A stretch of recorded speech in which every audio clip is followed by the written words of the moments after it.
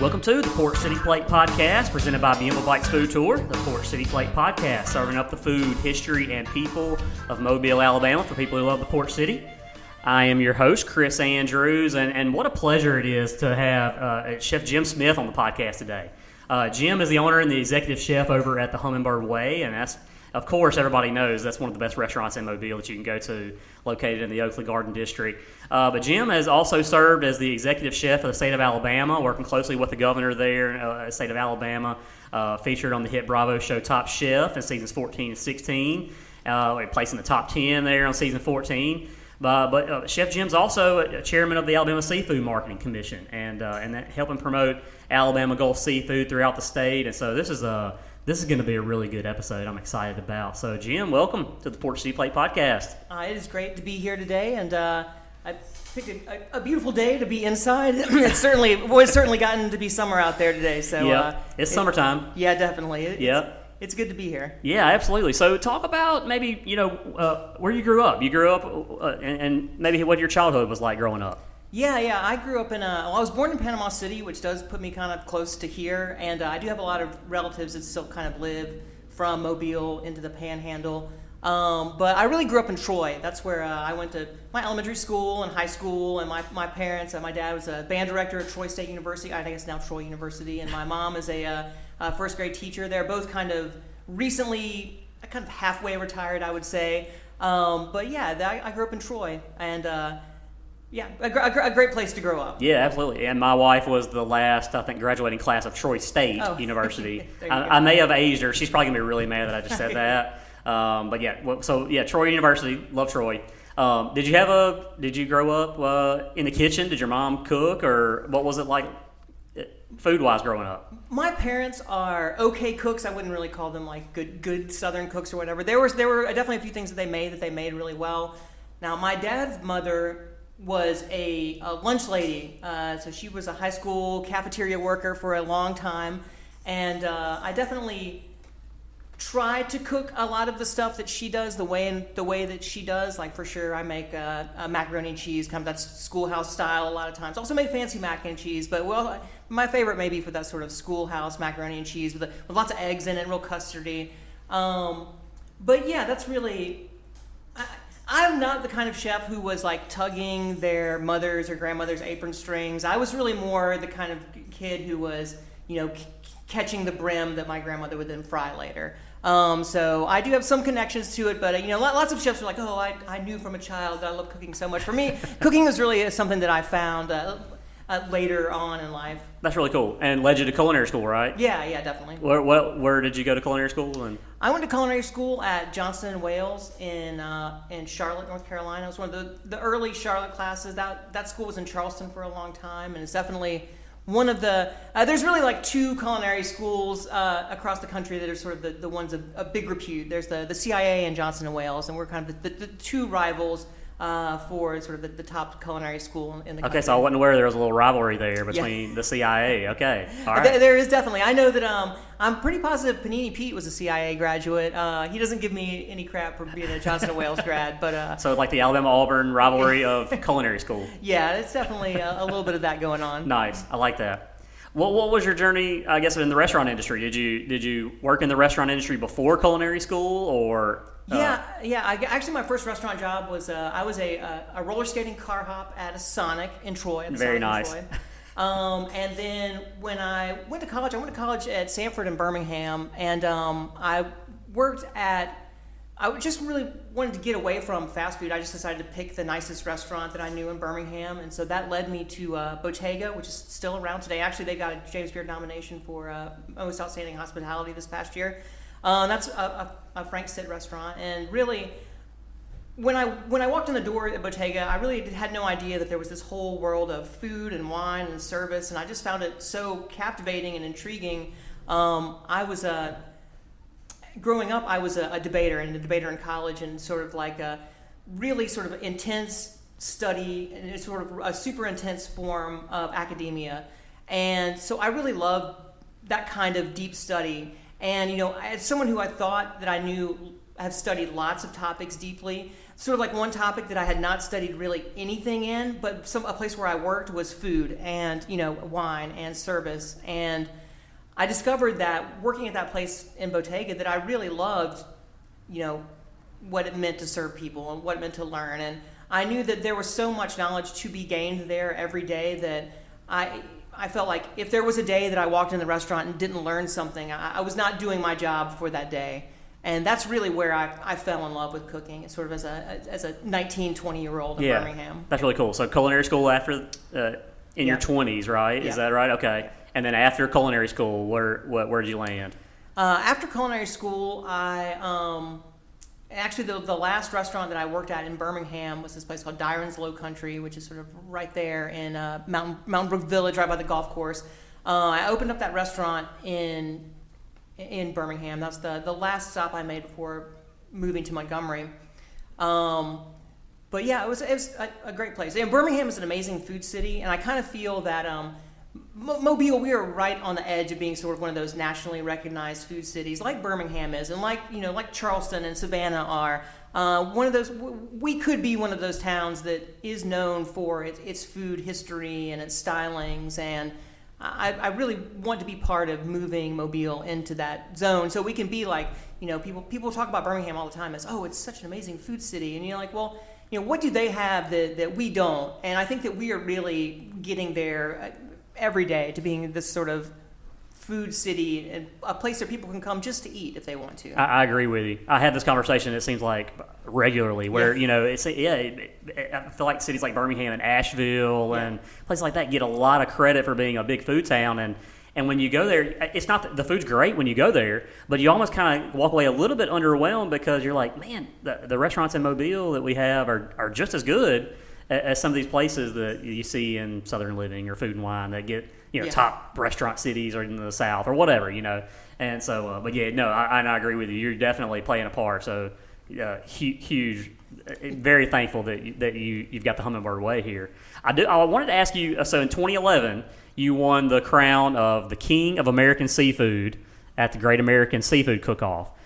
What was that competition like? I guess you were working as a chef at that time. Yeah, at that time I was the executive chef for the state of Alabama, and it is really kind of an interesting story because when I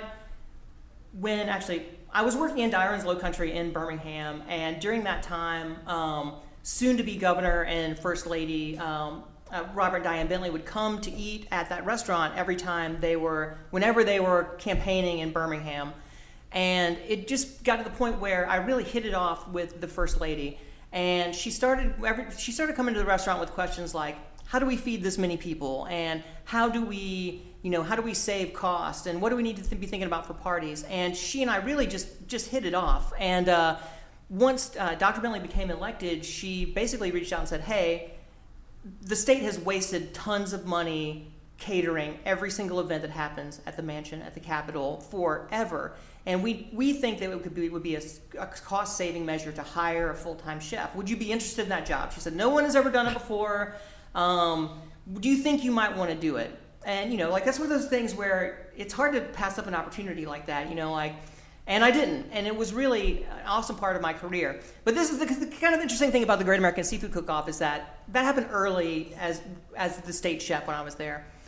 But when I first got hired, there were some real worries from like the governor's PR team that they thought it would be bad optically if the governor was seen as having a private chef, right? Because that makes it way less about, you know, like, oh, he's a man of the people and understanding. Sure. And then it becomes like, oh, this is the guy in their mansion with the private chef and the housekeepers and the butlers, you know what I mean? And so they really wanted to keep my position understated, right? And so I was kind of like laying low. I really didn't, you know, like I wasn't out there in the public eye very much. I mean, they didn't say you can't, you know, don't speak at events or anything like that. But it was pretty clear to me that they wanted to have my position played down. But what happened is the Great American Seafood Cook-Off is an event where every governor of every state is sent a letter from the seafood board and NOAA and says, like, you know, like, what is the governor's favorite chef and would you like to nominate them to go cook at the Great American Seafood Cook-Off? And it went across Governor Bentley's desk, and he just said, "Yeah, let's send Jim to that. He'd be great." And so, and what happened? So ultimately, we said yes, and I think before any of us realized how big this thing was, the Great American Seafood Cook-Off, at the time it was nationally aired on PBS, and it was a TV show, and it had to do with it's a PBS TV show, and so once going to the Great American Seafood Cook-Off, and then once winning and being a TV show, there was no way to kind of hide me from the public eye at that point anymore, which was good. And I was glad to do it, but winning the Great American Seafood Cook-Off made me a representative for American sustainable seafood. It made me a representative for NOAA.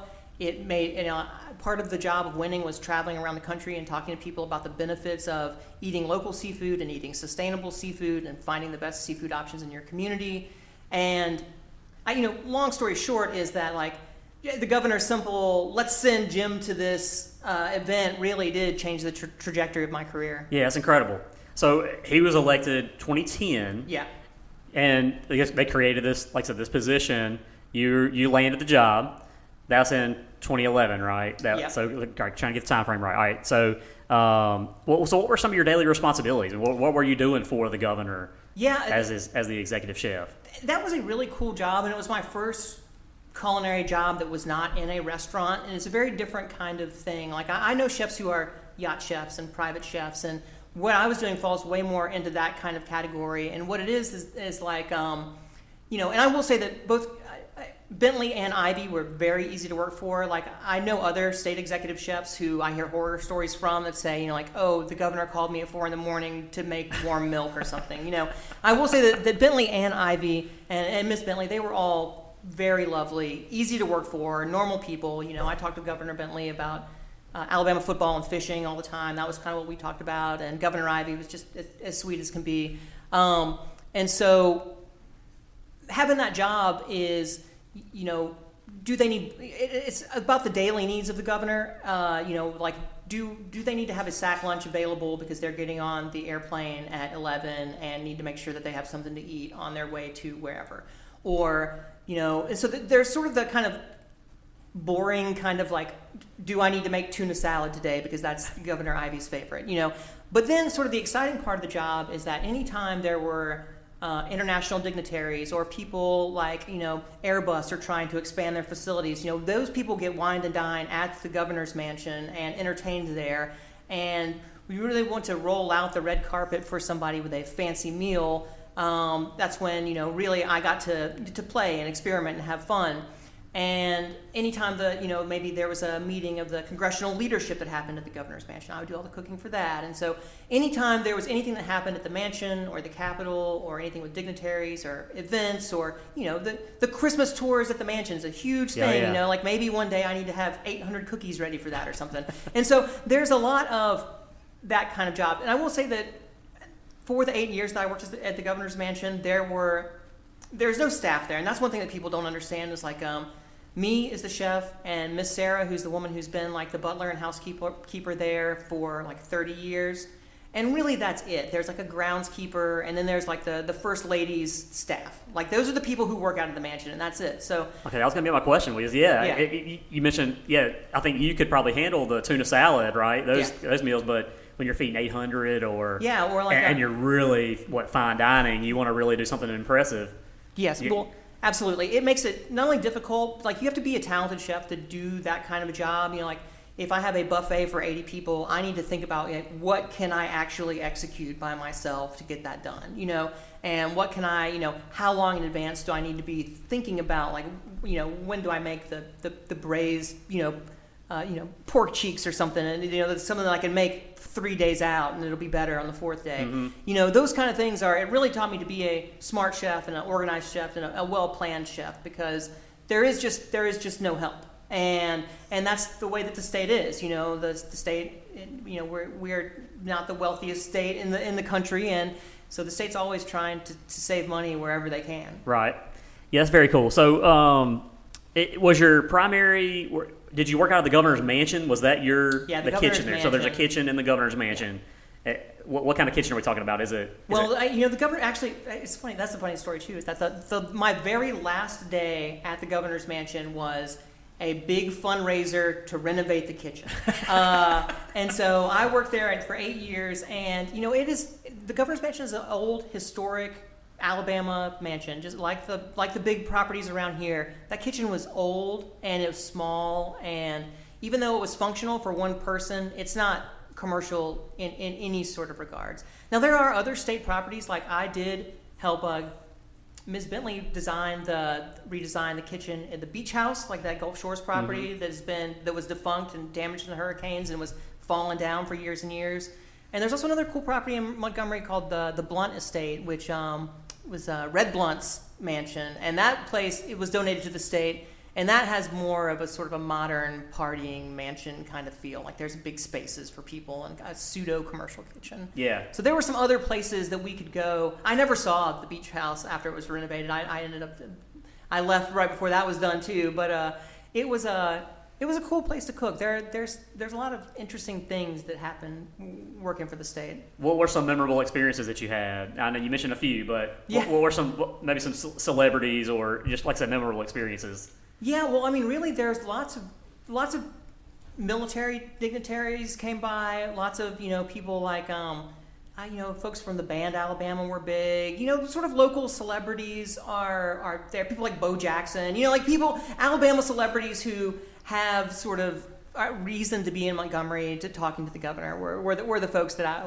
was meeting, and lots of the Alabama politicians. You could learn lots about Alabama politicians, like when their staff is hanging out in the kitchen, you can find out lots about a lot of these people you probably who are hear in the some things, state. right? Yeah, absolutely. Absolutely. What kind of food does Governor Bentley like? I mean, we've had some of our governors are, they've been in their 70s. Yeah. What kind of food do they like? Governor Bentley and Governor Ivey both really like very simple foods. Governor Ivey, really tuna salad is one of her favorite things to eat. She's a very kind of Southern foods kind of person. Governor Bentley is the same way too. I'm trying to remember some of his favorites. I mean, Governor Bentley really liked chicken salad. But other things too, like once Governor Bentley discovered that I could make pizzas really well. Like pizzas became, we have a pizza party. And Governor Bentley also liked things like hot dogs. And so there are, things that aren't, the funnest things for chefs to do, but But that was part of my job. Yeah. If he wants to have a pool party and we're grilling out hot dogs, and that's fine. That kind of stuff is fun. It breaks things up and makes it different. Yeah, that's cool. What about working with? I'm sure you probably had a lot of farmers come in, right? They're trying to pitch you their products or suppliers and things like that. So how were some of those relationships formed during that time? Yeah, that was probably the best thing about being the state executive chef, is that I really was an ambassador for all things Alabama food, and that included things like Bud's Best Cookies, but it also included a lot of the sort of like the farms all across the state and the farmers markets across the state. That was really a big part of my job, was visiting those farmers markets and meeting the farmers and really developing good connections with the people who are growing and making stuff really all across the state. And Alabama has an amazing selection of growers and fishers and farmers and people who are making stuff that they harvest for us to eat. And those people, and being a state executive chef, those farmers love hearing I say, I'm taking these tomatoes and I'm feeding them to the governor tonight. And those are the kind of things that really makes the farmers very, very happy when they realize that all of their hard work, somebody recognizes it, and not only do they recognize it, but they're taking it to feed the governor tonight. And so those were the really rewarding parts of the jobs, and it really was indispensable in creating a list of my own contacts that I used in the restaurant daily. Oh, I bet that's a very good Rolodex to have right there. What was your impression during that time? It was before you were here in Mobile. What was kind of your impression of Mobile during that time? Before you were here? Yeah, well, the whole reason. Well, it's really interesting. I don't mean to get off on a bunch of interesting tangents or whatever, but while I was in Montgomery, I became the chairman of the Alabama Seafood Marketing Commission, and that meant that I had to spend a lot of time in Mobile and in Coden and Bayou La Batre and in the beaches. And every time I would come to Mobile, I was just just think, this is the coolest town, but there just need to be more nice places to eat. And that's really how I thought about Mobile and why I was thinking about it as a place to open my restaurant. Like I was considering, going back to Birmingham, or, people try to get me to open a restaurant in Troy. But, the things that restaurants need are, first and foremost, is people. You know what I mean? Like, you have to have people. And then the nicer food that you want to do, the more people that you need to recognize that and sort of come on a regular basis. Like if you're serving something that's inexpensive, you might see the same person 3 days a week. But if you're serving something that's expensive, you're hoping to see those people maybe once a month instead of 3 times a week. Sure. And so you really need to capture them. So you really need a good population base to draw from. And to me, while Birmingham is cool and a little bit bigger than Mobile, it's so saturated with restaurants and it's not near the water. I really wanted to be near the coast first and foremost. And then, other people were talking about, well, why don't you move to Charleston or other places? I really wanted to stay in Alabama. I thought about Charleston and New Orleans and sort of some of the other big southern cities. People were interested in getting me to come to Dallas. I was like, look, I've been to Dallas a couple of times. I don't really know stuff about Dallas. But I mean, for me, Mobile seemed to be like we were talking about earlier, like a city that's on the cusp of becoming a good food town. A city that's on the cusp of becoming the next Savannah, the next Charleston, people look at our food the same way they look at New Orleans food. And that's kind of what drew me to Mobile. Yeah, love that. So during your time as executive chef, you performed on the hit show Top Chef. How did those conversations start? Was there a tryout for you to be on the show? Did they approach you? How did that work? Yeah. Making it on to Top Chef is something that is incredibly difficult, and it takes 6 months to a year just for each time you apply. There are people who apply to get on these shows multiple years in a row, and I had applied 1 year, and not really a very serious application, but kind of a sort of a half. I was like, I'll just test the waters, and not really do a serious, just kind of throw it out there. But then the second time I applied, it came with a recommendation from someone who had been on the show, which is a huge help. And then I started that application process, which is really, it's so in-depth, it's hard to describe to people how it is. They want every food picture you've taken for the past 10 years, any recipes you've written. They want to see all sorts of menus that you're running, have served. And so they really put you through this sort of culinary ringer just to evaluate if you have the skill set to be on a show like that to start with. And then, once they say, okay, well, yes, we think he's talented enough to be on the show, then you go through, dozens of interviews. Lots of the interviews, happen, over like Zoom calls, and lots of them happen on the phone. And you have to go through multiple health evaluations, like physical evaluations, as well as multiple psych evaluations. Obviously they want to make sure that, you're not going to freak out when you get on a show like that. Or if they ask you to jump out of an airplane, are you physically capable to do that? There's a big list of things like, are you willing to do these things? And it's jump out of an airplane, scuba dive, you know what I mean? Swim, there's a giant list of things well, maybe they're going to have us jump out of planes, who knows? But, then once they've sort of deemed that you're psychologically stable enough and healthy enough to compete and, that you have the skill level, then there's this whole second part of the process, which is they start flying you to LA to meet with network executives, and you have to do camera tests, and they want you to really high up Bravo and NBC executives want to talk to you to make sure that you are someone that they are okay with having on televisions nationally. So it's really a big, long process. You're at the airport hotel in LA, totally sequestered, and that's sort of what happens, right when you get into filming. Is sort of the same kind of thing happens again. And so that process takes just forever to make it through all of those stages to finally make it to the end is a lot of work. And they weed out just so many people that are awesome chefs every year that would do great on the show. It's a very hard thing to happen. Yeah, that's incredible.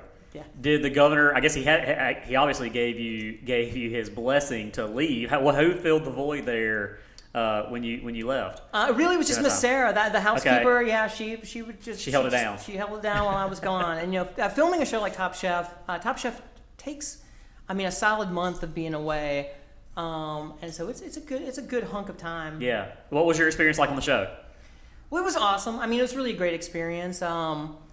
especially that Charleston season, I felt like I competed really well. I was proud of every dish I served. Even the dishes that got me sent home, I was proud to serve those dishes. It was great to meet all of those chefs. Like, we still talk regularly, all the chefs. We still have a group chat. Even though it was like 6 years ago, we still have a group chat where we were getting messages today in the group chat. And so I stay in touch with really all the chefs from the show. And it's awesome. It's just one of those things where it's so intense. Top Chef is a little bit like an old school reality show too. It's like all the chefs stay in one house. And so you're like in Charleston, we're on a house on the Isle of Palm. So it's kind of, like people around here understand that sort of house. It's like a beach house with like 7 bedrooms or whatever. And we are, I'm in a room with bunk beds and 3 other people. And, we are trying, people are trying to sleep. People are being noisy. And you don't really see that home life anymore on Top Chef. But it's real, just like those old school reality shows were. And you never know, they take away your phones, they take away any TVs, any sort of outside world. You don't get any of the outside world at all. And so you never really know, will they wake you up at 4 a.m. to drive you somewhere to go cook? Are you going to be able to sleep in a little bit today? Is today a day off? There are days off every once in a while where they're just sort of catching up on the interviews with the people and, getting production ready to move to the next spot or whatever they're doing. And so there is a lot, you just never really know. And that's one of the most difficult things is you may have some idea that there's a quick fire today, and you may think that the elimination challenge maybe tomorrow, but you never know. You have no idea what's going on. And Top Chef is 100% real. That's the other thing, is that people are like, oh yeah, no, but really when the clock starts, it starts, and when it finishes, it's done. And there's no messing around on Top Chef. There's no faking stuff. There's no we'll cut the cameras and fix it later in post or whatever. Everything is real, and it all happens right there immediately. Yeah, that's really cool. So you went back on the show 2 years later. Yeah. So you made it to the top 10, right? Yeah. And that was in season 14. Yes. Season 16, they asked you to come back. What was some of the conversations around that? Well, being invited back was much easier than getting on the first time, for sure. Basically they just said, hey, we're going to do this thing this year where we, some returning chefs have the ability to make it back on the show. And, as someone who studied the show, I knew what that meant. And honestly, anytime Top Chef calls, I'm going to say yes without even thinking about it. Anytime they want me to do anything, it's always already a yes. They don't have to worry about it. There's no question in my mind at all. Maybe I should have said no to the comeback, and because the very next season was like an all-star season. I think there was a chance that if I'd said no the first time, they might have asked me to be on the all-star season, which probably would have been better, but it's fine, you know what I mean? If I had have done better when they invited me back the second time, I might have been on the All-Stars anyway. But the thing about, being back the second time is they picked 3 All-Stars to come back and, sort of duke it out in Last Chance Kitchen, just find out who does well, who's going back on the show. I will say the Top Chef Live, the main show, happens exactly like you see it. Top Chef Last Chance Kitchen is a little bit different because they wait until there's a pool of eliminated chefs to record a bunch of things in one day. And so what people don't realize is that, I was on with Brother Luck, and he ended up winning and getting it back on the show. And what people didn't realize is that we had a call time, I want to say it was 4:30 in the morning. So they came and got us from the hotel at 4:30 in the morning. And so we get into the kitchen. We were probably started, the first quick fire was probably at maybe 7 or 8 in the morning. And then, throughout the rest of the day, till about 5 o'clock at night, there were Last Chance Kitchens all being recorded all in a row. And so my buddy Brother, who ended up winning, he wins Last Chance Kitchen, he gets back on the show, and then he immediately that same day goes from, I just won Last Chance Kitchen, to here's the elimination challenge, get ready to go. And he didn't perform very well, but literally I could just, yes, there's adrenaline and stuff going, you're hyped up to get back in the show, but after you've been at it all day long, under the lights and under the cameras, it takes a lot out of you, just sort of stress-wise, and you can only hold that adrenaline rush for so long. And if you had your first adrenaline rush at 7 in the morning when you started cooking, how is it at 7 at night when you're supposed to do it again? But that Last Chance Kitchen is kind of the one thing. And I will say that when I was in Charleston, I was proud of every single dish I served. I was there could have been a few things I would change. But my return trip to Last Chance Kitchen, that first dish I made, the very first dish I made, was not how I wanted it to be. It was not. Didn't want to serve it like it was. But I just, it was one of those situations where I needed to get the food on the plate and hope that somebody else was worse. And you get lucky. Like, I got lucky that I made it through the first round because my dish it's not what I wanted to be. It didn't turn out well.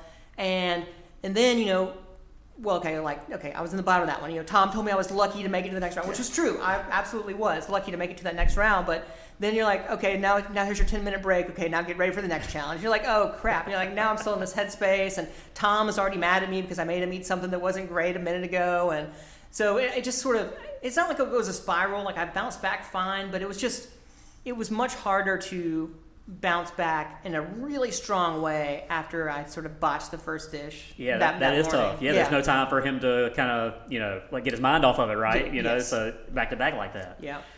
Kelsey Bernard Clark also won that season, right? Yep. The season 16. Did y'all interact much there? Did you know her before that? I did not know Kelsey before that, and we did not interact there. I will tell you that the other chefs who had been eliminated from the show that we were filming that same day, like Nene, who is from New Orleans, I did get to meet her, but the people who were still on the show were entirely away from all the people who had been eliminated. Okay, gotcha. But Kelsey is really sweet and really cool, and I love what she's doing in Dothan. I mean, Dothan is another one of those towns where there's people in Dothan. It's not like a tiny little town in the middle of nowhere. I mean, it's a decent-sized Alabama town, and she's just killing it there. Like, I went to Dothan for her grand finale watch party, and I will tell you that one thing too is like that's reality shows. People forget about reality shows, but it kind of reminded me of like.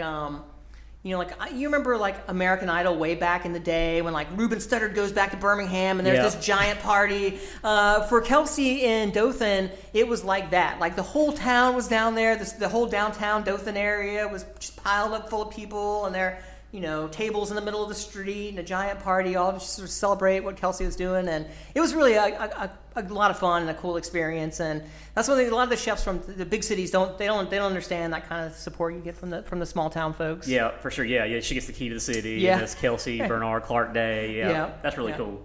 All right. So you left the governor. You left the governor's mansion and decided to open your own restaurant. What was kind of some of the process? Like what went into that for you? How did you decide that you were ready to make that jump?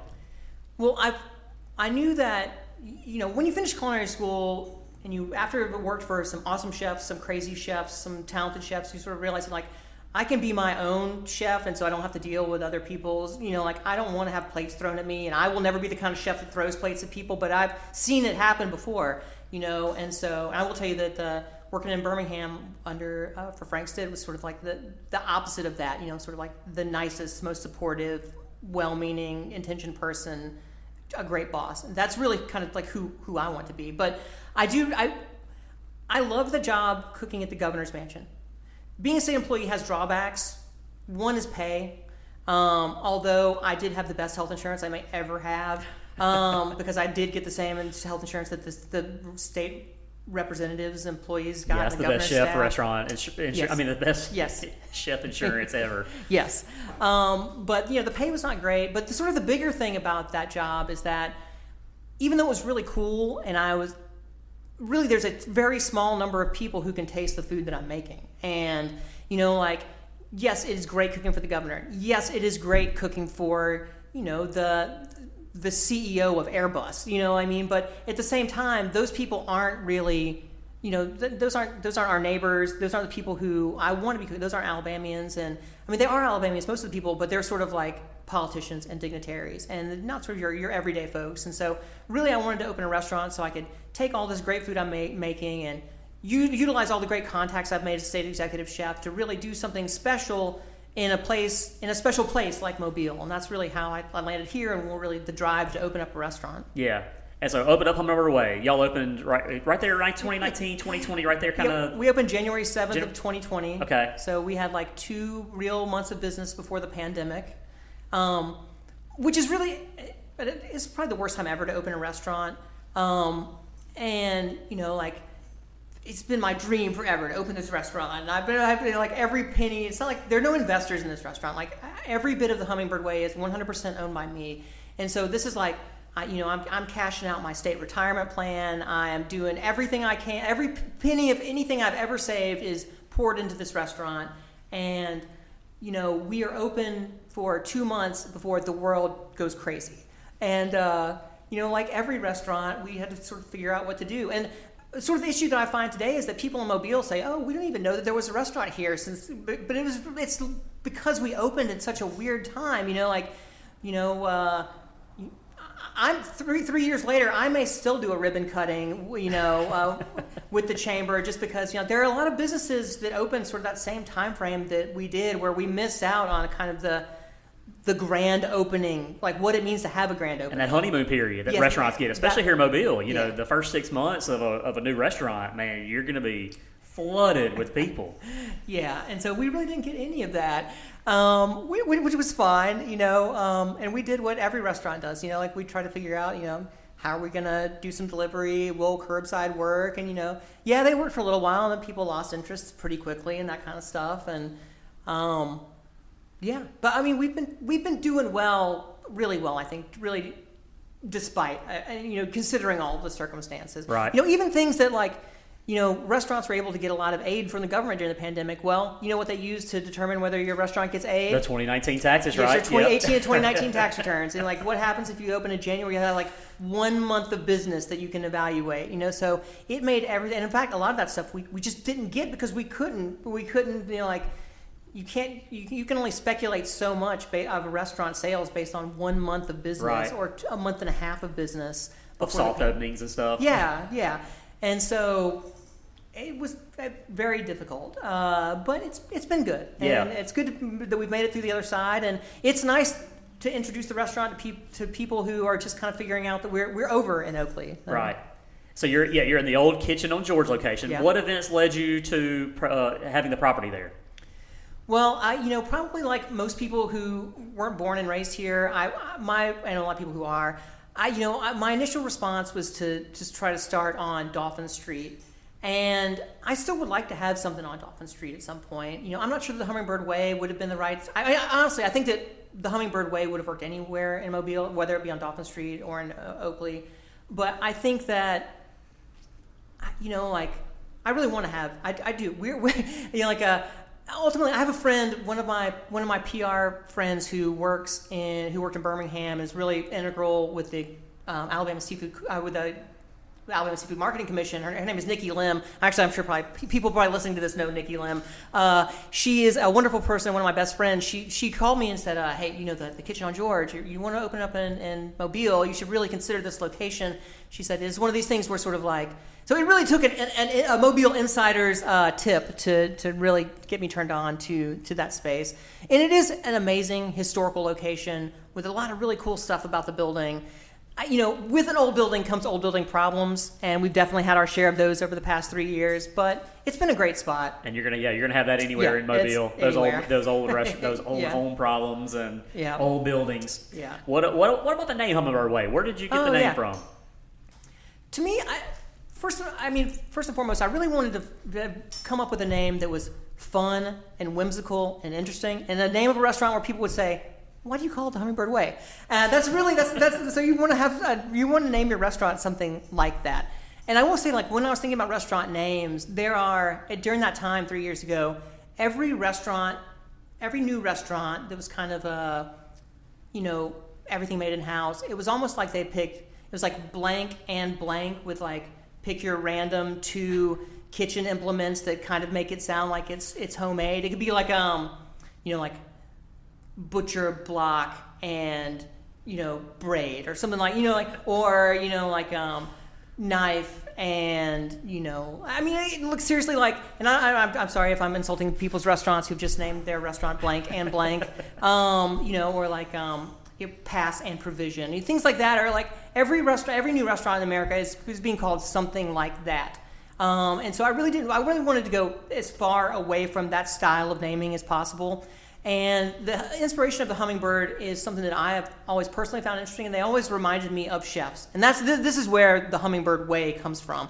It's not a way like a street. It is like the way of the hummingbird, the way that the hummingbirds act. And hummingbirds move incredibly fast, and they're, flying around from flower to flower. They're trying to find the sweetest nectar. They're constantly moving, and they're trying to find what they want to eat. And for me, that always reminds me of chefs, and that reminds me of what I do every day. It's like people don't understand, like, when you're in the kitchen, you're always moving. There's constantly stuff to be, moving. You're always looking for that next ingredient. You're looking for the next cool thing that's going to make this dish stand out. And to me, that is exactly what hummingbirds do. And so, hence the name, the Hummingbird Way.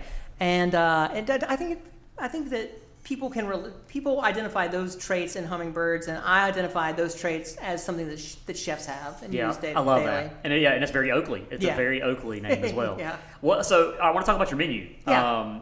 You mentioned that you started the restaurant by yourself. So what was some of kind of the creative process going into that? As far as the menu goes. Well, I knew that I wanted to be a fancy oyster bar, because that is something that this part of the country is missing a lot of. Like if you go to Charleston, you go to New York, there are plenty of fancy oyster bars, a place where you can sample a variety of oysters and then have a well put together meal. Even places like Atlanta has fancy oyster bars. And so I think that this is something that Mobilians and Southerners can identify with. Yes, is this a place where I can get fried crab claws? Yes. Is this also a place where I can get a really well-cooked steak? Yes. Is this a place where I can get a crab cake with crab that's not pasteurized and is, fresh from, our local waters? Yes. Those are the kind of things that I really wanted to utilize first. And that's really where we started and where I started. We serve a tasting menu every day, and that was not my plan originally. And it was really, that is a result of the pandemic, because when we were doing delivery only, we were doing kind of some course stuff, and we were doing like meat and three, basically, like, here's your steak, pick your two sides. And then I didn't want to, people were kind of used to us doing the food kind of like that. And I didn't want to just immediately end that, but I wanted to do something nice at the same time. So when we first reopened from the pandemic, we were still doing kind of the meat and three, but then something really nice at the same time. And as we got away from the meat and three and went back to an a la carte menu, what I found out is that people wanted to have a pre-fee tasting menu kind of regularly. And so we just decided to keep it. And that's something that is different. This is born out of the pandemic that I really wasn't expecting to do at the beginning. I love that. Let's talk about supporting local, vendors. And I know all that as well from your time with the state. That all went into it right, as well, right? So what are some of the dishes on the menu that... this is kind of a weird thing, is that, and I know that I'm not trying to brag about this either, but I think that when you look at our menu, it's much harder to find things that aren't local than things that are, or if things. I mean, obviously, like oysters from Prince Edward Island aren't local, but they're awesome.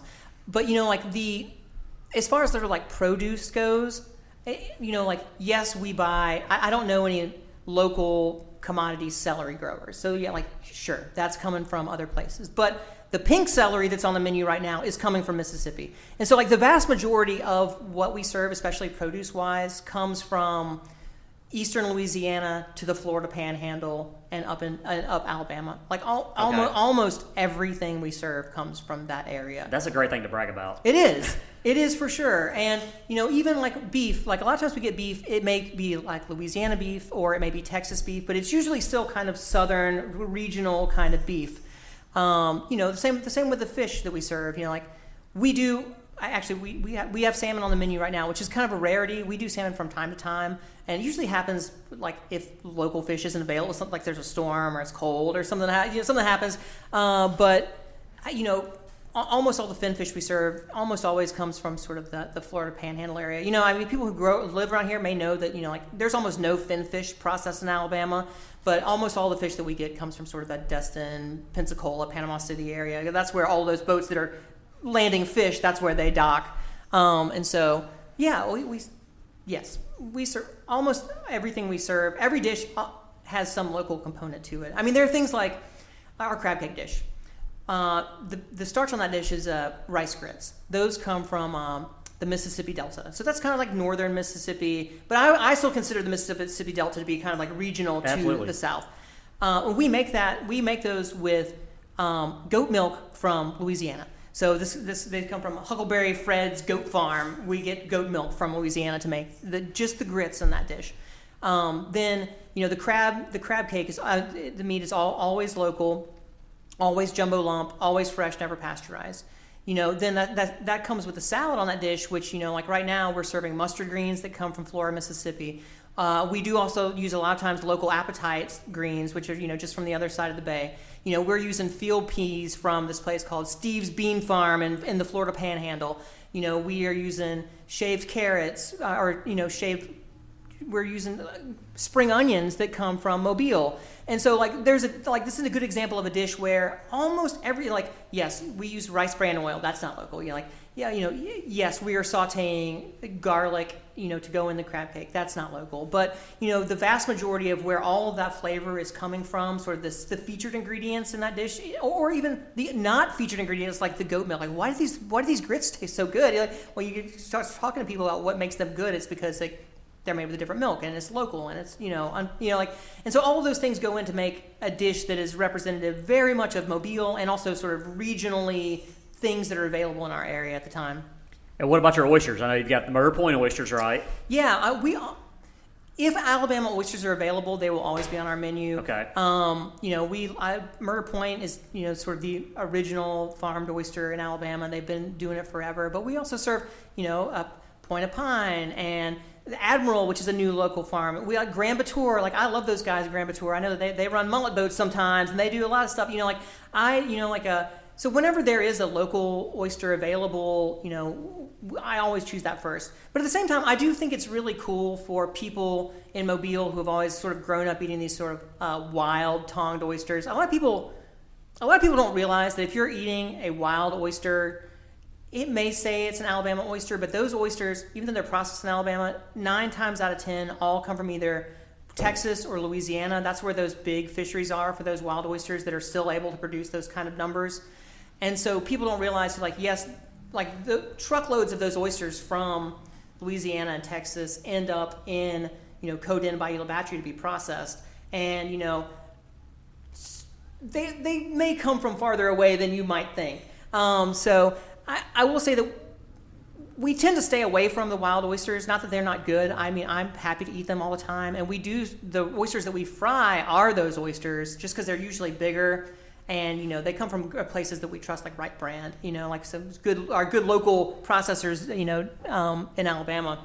But I think it's also really cool to have other southern oysters and then other oysters that I find significant nationally. And heck, even we've just the first time ever I've ever seen it available in Alabama is I bought oysters from the Netherlands 2 weeks ago. Really? Just to try them, and they sold really well. But we almost always have at least a Florida oyster. We try to have a nice the East Coast oysters I really like a lot. We've been getting great oysters from the Carolinas, great oysters from Maryland right now. We're getting some cool stuff out of. And then way farther north. Like tonight we have an oyster from New Brunswick, which is awesome. Those cold water oysters are delicious.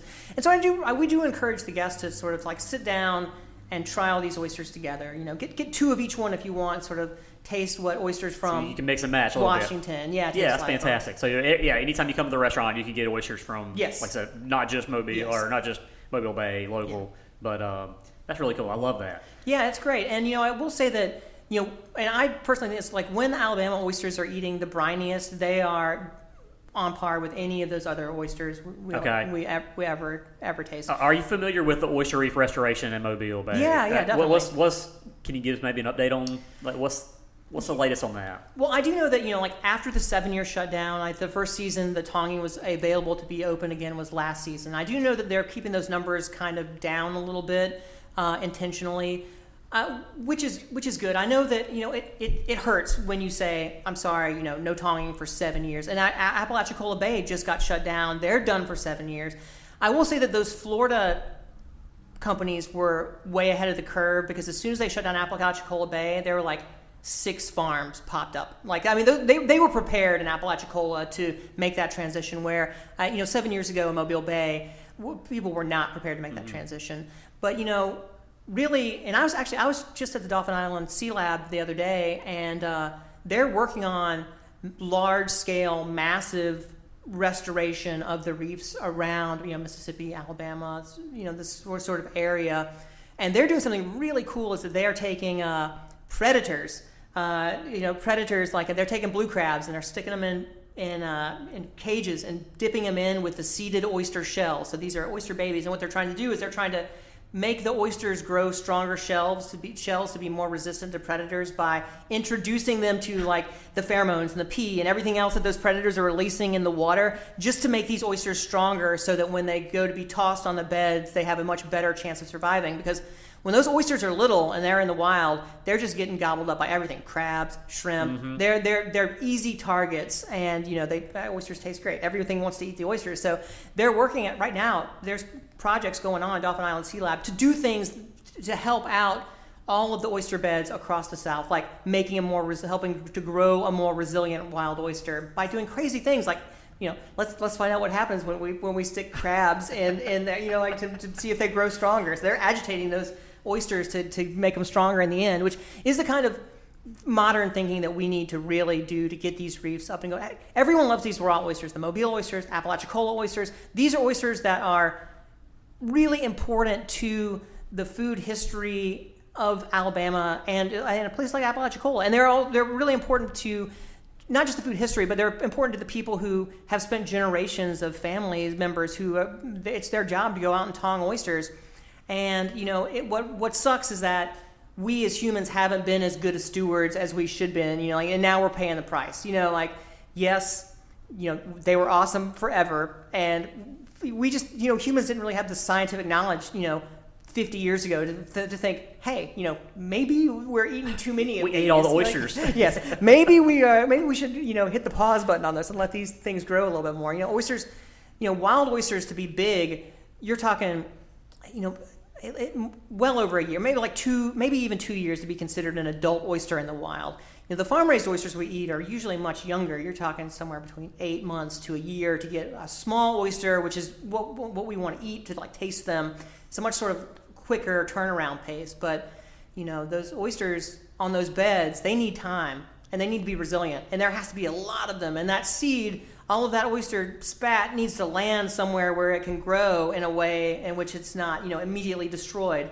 And yeah, we're getting there. We're bouncing back. We're figuring out how to do it, but that's really interesting to hear some of that. It hurts and it sucks. Like I say, when I found out that the tonging was available in tonged oysters were available in Mobile again, I went and bought them. We served them at the restaurant. Yeah. They did not last for very long until they shut them down again. But we had them for a little while, and I was happy to serve them. And they're delicious. They were great. You think it'll be another generation or so before we can see tonged oysters again in Mobile? Well, no, we're on the right path now. Okay. I mean, you will be able to get oysters every year, I think, at least for the foreseeable future. But it's just going to be in limited numbers. Yeah. I mean, until they bounce back. But yeah, they'll be available. I mean, Apalachicola, they just got hit with the 7 years, which that's the painful part. 7 years, no wild Apalachicola oysters. For the people who live around there, that's a big hit. Mm-hmm. I want to ask you about your biscuits. Yeah, okay. And your biscuits, I mean, that's one of the most popular menu items. I feel like, it comes in that cast iron skillet, and so, it just gives you that kind of nostalgic feel. Talk a little about how that came about on the menu. Yeah, well, the biscuits are. I spent a lot of time developing a biscuit recipe. This is not my grandmother's biscuit recipe or whatever. And I give this piece of advice to people all the time: is that when you're developing a recipe, don't just go and get one recipe. And I didn't do that for the biscuit recipe. For the biscuit recipe, I took hundreds of recipes. I mean, hundreds of biscuit recipes, and if you read and study every one, you can develop through lines, sort of like. The ratios become similar. This person, these 10 people recommend freezing the butter and using a cheese grater, and these 5 people recommend using a food processor, and these people recommend using half buttermilk and half heavy cream, and so you can find sort of the through lines on all these recipes. This recipe is 100 years old, and this is what they were doing with the biscuits then, and and so those are the types of through lines. I've sort of consumed all of these biscuit, recipes, and then went about sort of testing my own, and coming up together with my own recipe. And ultimately, it is a simple biscuit recipe. It's a traditional biscuit recipe. There's nothing crazy or, a lot of the stuff I make, there may be sort of one ingredient in there that people may not know that makes it taste a little bit different than anything they've had before. That's not really not the case with the biscuits. This is a simple Southern buttermilk biscuit recipe, and it's something that I'm proud of. I probably heard more times than I can count, this is the best biscuit I've ever had. People really like the side dish, the accoutrements with it, and it's a dish that we're proud of, and it's definitely something that is synonymous with the restaurant. Yeah, you got to get the biscuits. Yeah. If somebody else is coming for the first time, what do you recommend for our listeners for them to come, and what should they try? Yeah, obviously the oysters, I'm sure, and the biscuits. The biscuits are a good place to start. Oysters are always great. We do really great crab dishes. I mean, we do the crab cake is awesome. We do a marinated crab claw, which is, I think, excellent. It's a lot of fun. A very different way to eat crab claws. From time to time, we'll do a West Indies salad on the menu, although it's not always on the menu. It's actually pretty rarely on the menu, but the crab is always a good choice on our menu. I'll tell you the other thing is we almost always have a whole fish, and it's usually either flounder or some type of snapper or pompano, with some sort of good local fish whole, small. We almost always have one, and sometimes they're fried and sometimes they're grilled, but like right now we're doing a whole fried flounder with a little neck clam curry, and this curry dish is one of these dishes. The whole fried fish with curry is a dish that I put on the menu really just because I was craving curry and I just really wanted to eat some curry. And so I put this dish on the menu, and what I discovered is that people love it. And it's become a dish that's hard to take off just because people are coming for our curry, which is a surprise to me.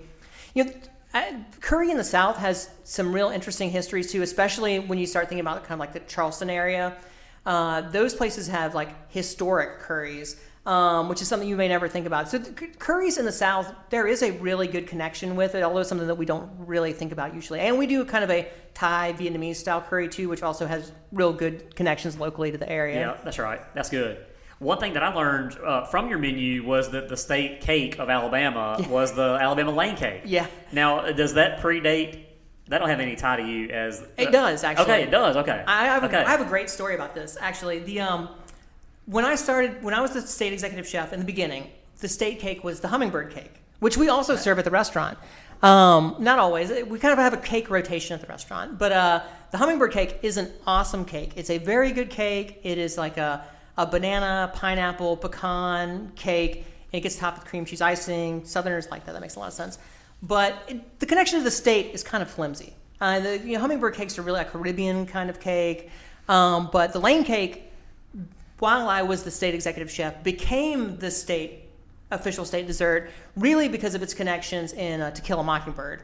The Lane cake was invented in Alabama in the late 1800s and was taken to the Georgia County Fair and won a big county fair. And really, Emma Rylander Lane is the woman who came up with this cake. And there was she ran a little cafe. But in To Kill a Mockingbird, Harper Lee mentions it several times. The one instance she says that, Scout goes to her aunt's house to have Lane cake and she ends up leaving shiny.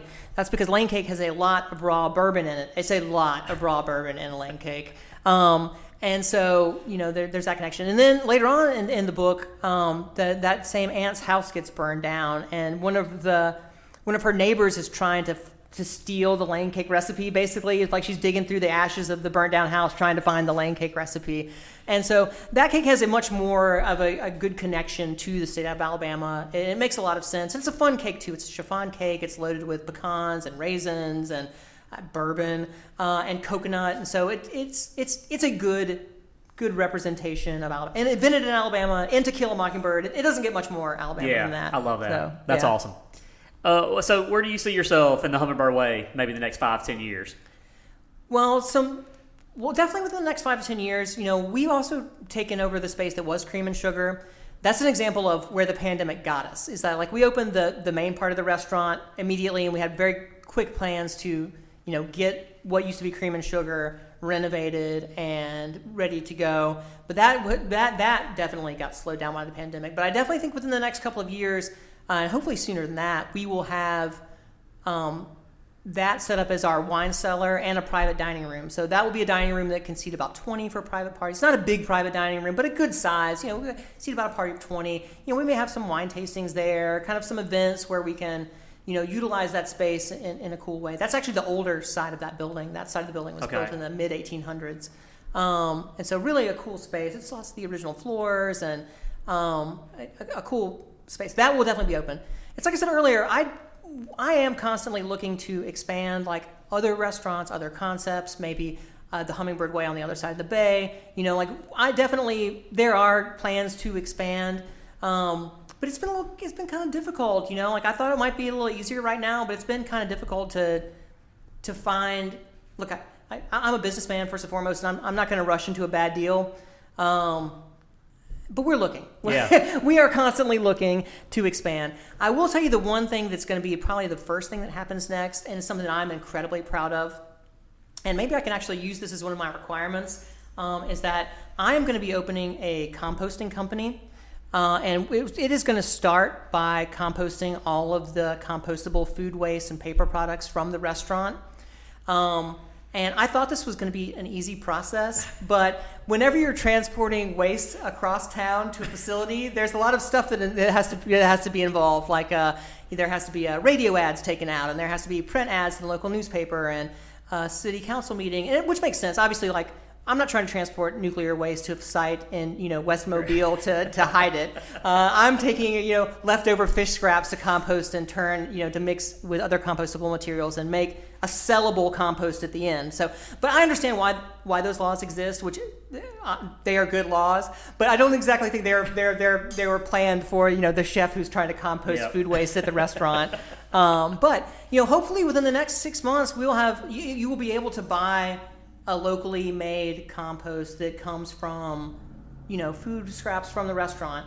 And we will start with the restaurant, but really ultimately I plan on getting other restaurants on board, and I'd like to have this be something that, Mobile and I can be proud of, something that we can, like, I don't want to sound like a hippie or something on your radio show, but food waste going to the landfill is a disaster. Like it crams the landfills, and they don't, like when you send food waste to the landfill, they don't biodegrade the right way, and so it creates kind of bad conditions for everything else in the landfill. And it's just a landfill. Like if we could utilize stuff that would be going to a landfill and turn it into something that I can sell, that's like it's painful to see like the uneaten food, or like maybe the last 3 heads of romaine went bad before we could use them in the restaurant. It hurts to throw that stuff away, and so it'll be nice to take that stuff and put it into a positive use. And that's sort of and to be able to make money off of that refuse is ultimately the plan of this business. And I'm making really good progress in all areas of getting this business up and running relatively soon. Yeah, that's awesome. But there are a lot more environmental legal loopholes to jump through than I had expected. Yeah, I'm so glad I asked you that question. Yeah, and I did use actually my connections. Being the state executive chef made it very easy for me to call people in Montgomery and say, "Hey, this is Jim. Yeah, how's it going? I wanted to find out about this." And and so it helped me on that too. But I honestly I almost avoided the kind of situation where I might haven't been asked for forgiveness because I had no idea. Like seriously, there's a very specific set of public loopholes to jump through in order to open that you have to do whenever you're kind of like transporting any type of garbage across town. Yeah, that's interesting. That's an interesting process. Yeah. I think one thing I think we could all agree on though as Mobilians, living right here, America's Amazon, like we really should care about the environment more than anybody else because of how much natural resources we do have right here, and we got to take care of it. So and I don't think that's a hippie thing to say. Yeah, taking care of things like food waste and conservation, like those are all the things that we can do as individuals that will help our oyster beds in the future, right? And those are the kind of things that like. Yes, it sucks that you can only keep 2 snapper when you go fishing in the summer, but the reason, the effectiveness of those laws over the past 5 years have made it where Alabama is the example of the place where you can fish for red snapper now, and so taking those small conservation steps do have good benefits for people who live here down the road. Yeah. I want to ask you, I feel like you have a good pulse on the culinary scene, not just in the state of Alabama and Mobile and the Southeast, but, all over. So where do you think Mobile, where do we think we're heading as far as our food scene, culinary scene the next 5-10 years too? Yeah, I really see Mobile on a big upswing culinarily over the next 5-10 years, and I'm proud to be a part of it.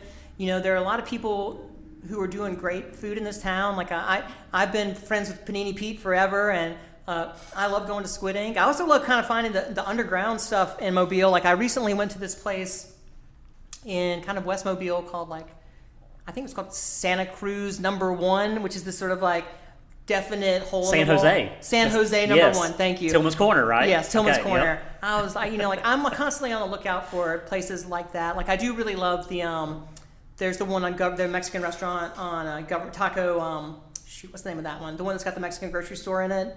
Is that the Taqueria? Yes, the Taqueria. Okay, yep. Taqueria Mexico. Yep. Yeah, I love that place. So I'm always trying, like the Vietnamese restaurants I really enjoy. Like there's that Vietnamese restaurant in Coden right before you're going to the oyster farms. I always stop there when I'm there, and so I really try to find the sort of the good local. All the Vietnamese restaurants in town I frequent regularly. Yeah. Those are the kind of places where I like to go, and it's good to find that good sort of sneaky local, like, oh yeah, here's some tacos and some chicharrones, like way out in Tillman's Corner. You know what I mean? Like, right. And that's kind of the stuff that I like finding. I got a hidden gem for you, and that I post about these hidden gems every now and then on our Port City Plate Facebook group. But one of them is called Shoe Bam. Oh, I'm not familiar with that. Okay, so it's over there, kind of by the jail. All right, okay. So it's right off I-10, so it's not far from Oakley. It's not far from where you're at, but it's right off the interstate. And they do a Philly cheesesteak that is just, it's unreal. It's phenomenal. A good Philly cheesesteak. Yes. It's hard to beat a good Philly cheesesteak. Yes. And they, of course, they got fried okra, and they got a lot of southern sides and stuff like that too. But so check that out. That's good. That's a good, and it's a literal, it's a hole in the wall place. Yeah. I mean, it's a cinder block building that's no bigger than the room we're sitting in, and so the kitchen's right there. I mean, everything. There's 2 tables in there. Probably want to get to go, and I was very surprised to find that that's what people were doing. Truck drivers, they were parked outside. They were calling ahead, ordering to go. So there was a constant line of people coming in and out. There was a constant line. The phone was constantly ringing. With to-go orders too. But yeah, I love those hole in the wall kind of places. All right, so the next segment of our podcast, before we wrap up, is called Meat and 3, and we've already gotten to the meat of the podcast. Really great stuff. But I got 3 rapid fire questions I want to ask you. Just kind of random questions. See what your thoughts are. And the first one is, what's in the refrigerator at your house, at Jim Smith's house? I mean, what kind of stuff do you cook at home, or do you cook at home? I do not enjoy cooking at home. My wife cooks at home a lot, and which is good. I love cooking. When you cook at home, it's like you go from cooking on like real equipment to like cooking with an easy bake oven. And I do not have a super tricked out home kitchen. Like I have an electric flat top and a crappy microwave. And so those cooking at home, it really is. It's like going from to an easy, like you work with this heavy duty equipment, and then you go home and you're like, there's the cutting board is like 3 inches big, and but at home, I mean, cereal's easy. It's cool. It's refreshing. It's good. My wife hates it, but I enjoy cereal. My wife is Chinese, and so we eat lots of Chinese food at home, which is awesome. I love cook. Like anything that I don't cook that somebody else makes and prepares with some love. I'm an easy person to cook for. Seriously, like people are like, oh, I'm so nervous to cook for the chef. I'm like, seriously, like if it's warm, if it's hot, and it's got salt on it, chances are good I'm gonna like it. But yeah, that's like Chinese food, cereal. There's like cheese and olives, like 20 different hot sauces. That's what's in my refrigerator. Okay. Bag salad. I eat like at home. I eat the same stuff that everybody else eats. Okay. Yeah. All right. I was curious about that. Yeah. Second question is, what are some of your favorite dishes in Mobile? Some restaurant dishes around town. What are some of your maybe a top 3 or some that just come to mind? Yeah. Well, I mean, definitely that Taqueria Mexico. They have awesome like pozole and chilaquiles and some really good like authentic Mexican food that I love. I love getting pho. Like Pot of Pho is one of my favorite places. I love getting pho from there. Really, the downtown restaurants I also do really like a whole lot. I spend a lot of time at Squid Ink. I like the new noodle place downtown. What's the name of it? Slurp Society. Slurp Society. I forget the name of the Mexican place on Dolphin Street too. El Papi?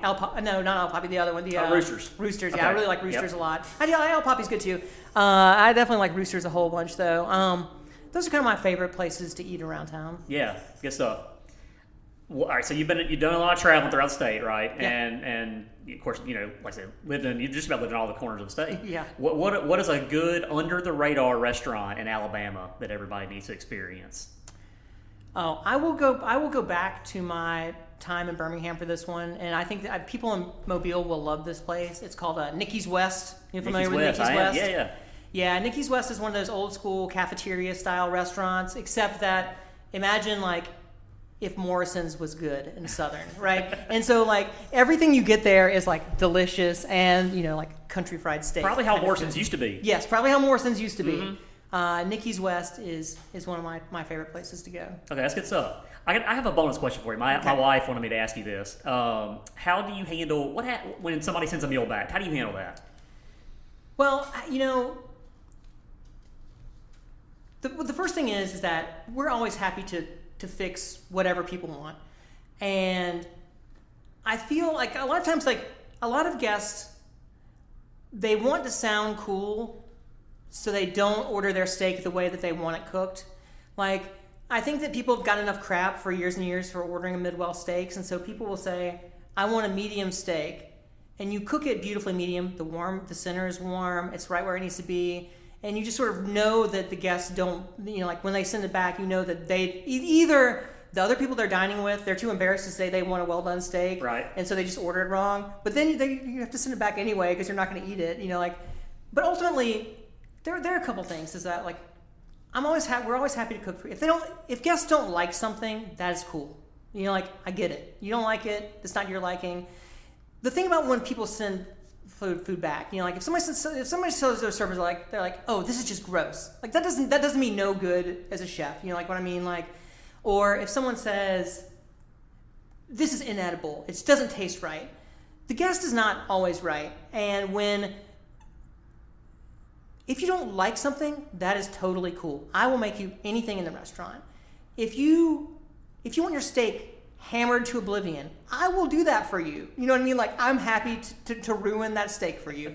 But like that's the kind of thing that is people don't understand. They're like, oh, this is just bad. I'm like, no, it's not. It's not bad, and you're just wrong about that. Like, you know what I mean? Like, don't like that's the kind of thing. It's like when people send stuff back, really, please, if you don't like it, send stuff back. And send it back then and now because, like, I can fix the problem that we have in the restaurant if you let me know we have a problem. What I can't fix is that when we made you something and I look at every plate of food that goes out the kitchen.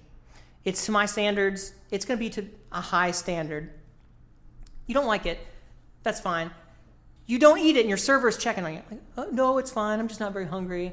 And then you leave the restaurant and you write a review saying that this is the worst crab cake I've had in my entire life. These people don't know what they're doing. Well, like, I could have made you something that you liked. I would have tried. We could have made you happy some way. But, I can't fix the problem that you have with the restaurant after you leave and you're mad and posting about it online. Now, when people are mad and post about it online, if it's something that I will email them. Like what people forget, or I will call them. Like if you made a reservation, we have your contact information, and it's not very hard to figure out that Danielle 26 with your picture is the same Danielle 26, who booked, and because I know where you sat, I know what you ordered. It's easy for me to track these things down. Like we can find out who you are with like minimal effort, right? Like if I have your name and number and your email address, I can find your Facebook, and it's easy to find out who your anonymous Yelp rant isn't so anonymous anymore. And I the other thing that makes me mad is that like I will do this, and I will call people and say, look, we could fix this in the restaurant. Let me fix this now. Let me send you a gift certificate. Let me do something. And so then what happens is that like, yes, okay, now we've fixed the problem which led to your 1-star Yelp review. What does that person do with their Yelp review? Nothing. They do not change it. Yeah. Even though I have fixed it and have gone out of my way to fix what you didn't like about your experience at the restaurant, you have forgotten the whole reason why I'm contacting you in the first place is because you left a negative review about my restaurant. Right. And so, diners are definitely, the customer is not always right. The customer is usually wrong, but I will go out of my way to make you happy before you leave. That's the most important thing. Like, let me try to make you happy. Like, that's just it. That's what we're there for.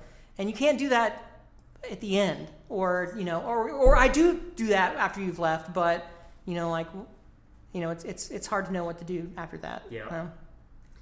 I will tell you something else too. Is that there were times during the pandemic where we were. One example in particular where a lot of our diners are elderly, and I was always on the play it safe side of we're going to ask guests to have masks on. And that may not have been the most popular. But look, my staff is 16 people. If one person gets COVID in the middle of a pandemic, we have to shut down for 2 weeks, and probably half of the staff is broken out. So, like, I wouldn't serve a lady. I wouldn't serve a lady. I said, please, we have masks for you. Just wear the mask at the table, sit down. We're trying our best. Like this lady across the restaurant from you is 80 years old. You know what I mean? Like, please.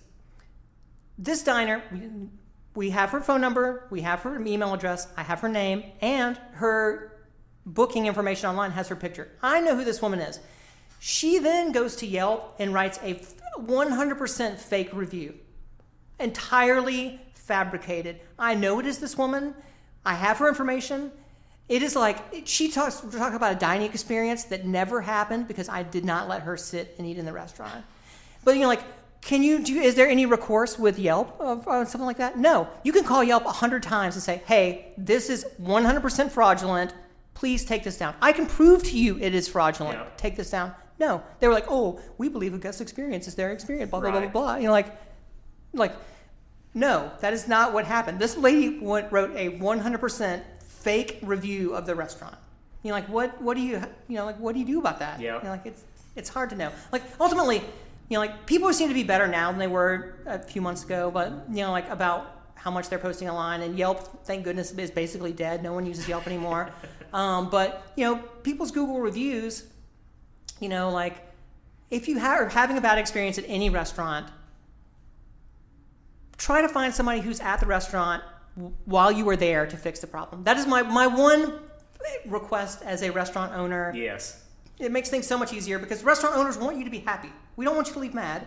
We don't just want you to take your money and it'll have you leave upset. We want you to leave full and happy and wanting to tell your friends how much of a great time they had at the restaurant. That's very well said. So yeah, we could do a whole podcast on. Yeah, absolutely. On I don't mean to rant too much about that, but it's definitely. No, I know it drives me crazy too. We've had people leave us reviews that did not take the tour. It was somebody that they wrote like the restaurants downtown were great, the bathrooms were dirty. Things that had nothing to do with our tour. Yeah. All right, so our last segment of the show is called Chris's Dishes. And this is where I talk about the best dish that I've had over the last week or so. And then I'll turn it over to you, and you can mention maybe the best dish that you've had over the last week or so. But the best dish that I've had in the last week was from Slurp Society. And we talked about Slurp Society a few minutes ago. But I got the Banh Mi Smash Bao. So I actually got there was a bao, they have a trio of baos that you can get. And so I've got one of some of each of them. I got the chicken karaage, the pulled pork, banh mi smash. That was the three that I chose. Of course, I've had some of the noodles, and it's the ramen's fantastic. So they're doing a good job. I love that. But like I said, I knew I had Chef Wade on. He was on the podcast a couple of months ago, and so he mentioned some of the bao buns. So I had to get that. And like I said, the banh mi smash was fantastic. It was a Wagyu burger, smash burger. Had cheese on it, some carrot. They had a daikon slaw on top, some cucumber, and then a little aioli on top. But it was fantastic. They do great stuff there. I had my wife and I went. We had a selection of bao too last time we were there. They were definitely good. I don't know if we got the banh mi one. We definitely had the chicken, and we had the like a pork belly one. The pork was good too. Yeah, but that banh mi smash was fantastic. Really good. Well, so what about you? What's the maybe the best dish that you've had lately? I guess the best dish that I've had lately is let's see. Oh yeah, I really did enjoy. I had chilaquiles at Santa Fe #1. Okay. Santa Cruz #1. San Jose. San Jose #1. Jeez. Okay. Well, one of the San Jose #1. Yeah, the chilaquiles there were awesome. Nice green chilaquile with a nice fried egg right on top of it. That's one of my favorites. Yeah, that's good stuff. Well, Jim, thanks for coming on the show today. I've really enjoyed it. This has been one of my favorite episodes for sure. Oh, good. Tell everybody where can they come find you? What's the address at the Hummingbird Way? Yeah, I guess the address of the Hummingbird Way is 351 George Street. We're located in the historic Oakley Garden District. We are open Tuesday through Saturday nights from 5 until 10 or until we close. I gotta tell you, if it's a slow night, I'm not sticking around till 10 o'clock for you to show up for a late reservation. We shut if it's slow and empty, we're locking the doors and going home. But we also do a Sunday brunch, which is definitely one of our more popular shifts. And you can follow, friend, and like me on social media. I'm on all of the platforms at Chef Jim Smith. And same with the restaurant, too. We do a pretty good Instagram and Facebook page for the restaurant. It's at the Hummingbird Way on both of those as well. It's been a pleasure to be on today, and I'm looking forward to the next time we get to talk. Yeah, absolutely. Thank you so much for coming on, and thank y'all for listening to the Port City Plate podcast, and we hope that you'll go on and subscribe, and continue listening to some of the awesome episodes like today, and just really appreciate Chef Jim coming on and sharing his thoughts with us, talk about the Hummingbird Way. So y'all go check him out, and we'll catch you on the next episode.